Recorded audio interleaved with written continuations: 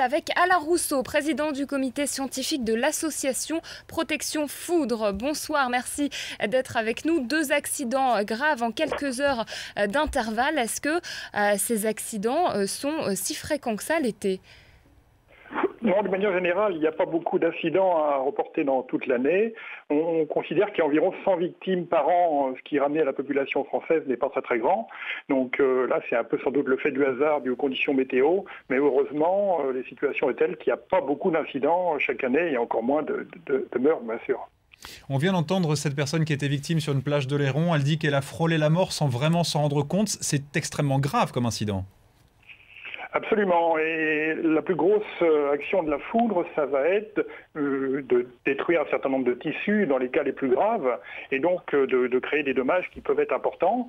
On peut avoir d'autres incidents qui sont du style de la tétanie, par exemple. On pourrait imaginer qu'une personne a ses muscles qui sont tétanisés et s'il est par exemple en train de nager dans une piscine ou dans l'eau, aura du mal ensuite à pouvoir sortir de l'eau spontanément tout seul.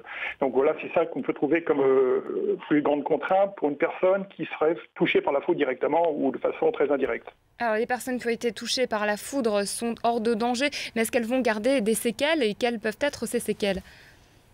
Alors les plus grandes séquelles que l'on peut constater au sein de l'association Protection Foudre, c'est des séquelles psychologiques essentiellement.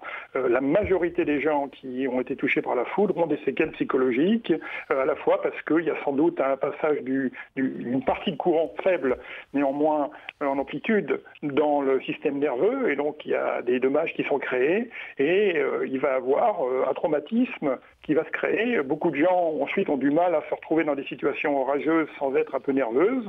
Puis dans le pire des cas, les séquelles, ça va être des arrêts de certains muscles et parfois définitivement, ça sera difficile pour certaines personnes de remarcher ou de rebouger un bras. Ça dépend par où est passé le courant et ça dépend aussi beaucoup de l'amplitude du choc de foudre.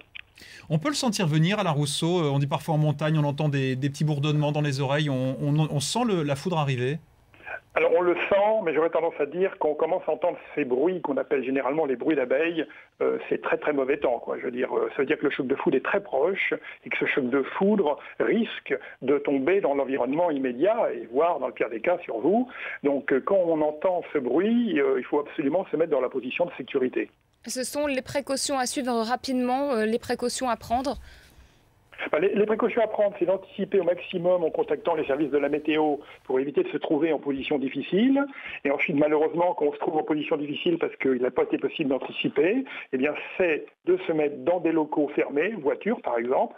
Et dans le pire des cas, quand vous n'avez pas pu être dans aucune de ces situations, c'est de se retrouver loin des arbres, à plus de 3 mètres des arbres, ça c'est clair, et se mettre ensuite dans la position de sécurité, 2 pieds joints, qui se touche et est accroupi en attendant que l'orage passe, qui peut durer de 20 à 30 minutes. Alors ça, c'est pour les précautions. Est-ce que, Alain Rousseau, il y a des bêtises à ne pas faire ? La bêtise à ne pas faire, essentiellement, c'est de se retrouver près des arbres.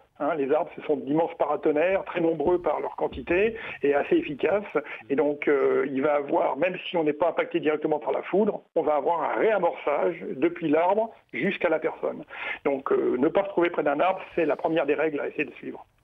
Merci Alain Rousseau d'avoir été notre invité en direct sur BFM TV.